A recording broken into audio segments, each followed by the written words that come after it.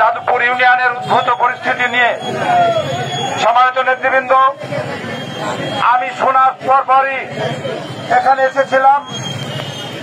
আমার সফরসঙ্গী ছিল মনির খান। সেই জায়গায় ঘটনা ঘটেছিল, সেই জায়গায় যে আমি আমার সাধ্য মতন বুঝবার জানবার চেষ্টা করেছি। বন্ধুরা আমার, আজকে ব্যবসায়ীর কণ্ঠে আপনাদের সামনে বলছি, আমরা কোন উচ্ছৃঙ্খল, কোন অসৎ আচরণ, কোন বেমাত্রা সুলভ আচরণ আমরা কারোর সাথে করতে চাই না। কোন মানুষের সাথে নয়, কোন রাজনৈতিক দলের সাথে নয়। কিন্তু পায়ে পাড়া দিয়ে যদি কেউ ঝগড়া বাঁধাতে চায়, আমি আপনাদের সাধারণ সম্পাদক হিসেবে বলছি, আমরাও জবাব দিয়ে যাবো। আমরা কোন অন্যায়কে প্রশ্রয় দেব না। আমি জমিরুদ্দিন বিশ্বাস আপনাদের কাছ থেকে যাওয়ার পরে, এশার নামাজের পরে আমি থানা আমিরের কাছে ফোন দিয়েছি, আমি থানার সাধারণ সম্পাদকের কাছে ফোন দিয়েছি তাদের, আমি ওসি সাহেবের কাছে ফোন দিয়েছি। আমি বলেছি, আম কোন নেতা কর্মী যদি অন্যায় কাজ করে, আমি সাধারণ সম্পাদক জমিরুদ্দিন বিশ্বাস বলছি, সাংগঠনিক বিচার আমি করব। তারপরেও আপনারা মামলাটা দিলেন। এর আগে সামন্তা চারাতলা পাড়ায় বিচারের নামে ডেকে নিয়েছে, জাফর শেখকে পিটিয়ে হত্যা করেছেন।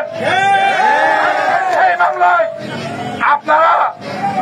আপনাদের কাছে এখনো পর্যন্ত আপনারা সেই মামলাটা চলমান।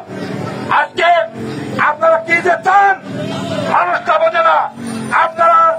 আমি আপনাদের ক্ষুধার্ত আহ্বান করে জানাই যে তারা পাইপাতি ঝগড়া বাঁধাতে চালেও আমার নেতাকর্মীরা, বিএনপির নেতাকর্মীরা, অঙ্গ সংগঠনের কোন নেতাকর্মী আপনারা যেন পাড়া দিয়ে ঝগড়া বাঁধানোর চেষ্টা করবেন না।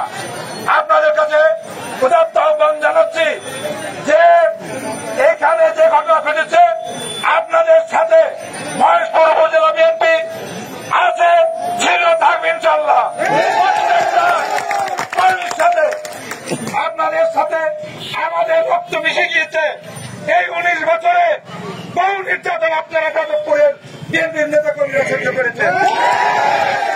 আগামী দিনে একটু সুস্থ থাকবো, ভালো থাকবো, এই আশা আপনাদের কাছ থেকে করেছিলাম।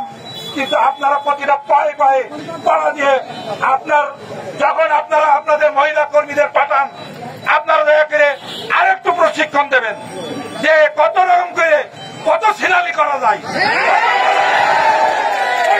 কাজ হবে না। আমরাও মহিলা সংগঠন নিয়ে এগিয়ে গেছি। আমি যাদবপুর মিটিং করে গিয়েছি। আপনাদের এখানে নেতৃবৃন্দ আপনারা আছেন, আপনারা দিন দেবেন, অচিরেই আপনাদের এখানে আমরা মহিলা সমাবেশগুলো করবো ইনশাআল্লাহ।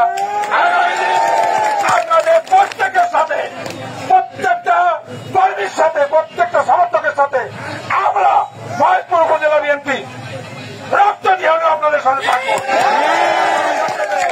আপনারা কাউরের সাথে পায়ে পাড়া দিয়ে ঝগড়া বাঁধাতে যাবেন না। যেহেতু আমরা তাদের কাছে আহ্বান জানিয়েছিলাম, তারা সে আহ্বানে সাড়া দেয়নি।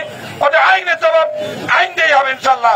আপনারা সবাই সুন্দরভাবে ঘরে ফিরে যাবেন, ভালো থাকবেন এ প্রত্যাশা করে সবাইকে ধন্যবাদ জানিয়ে বক্তব্য শেষ করলাম। বাংলাদেশ জিন্দাবাদ, বাংলাদেশ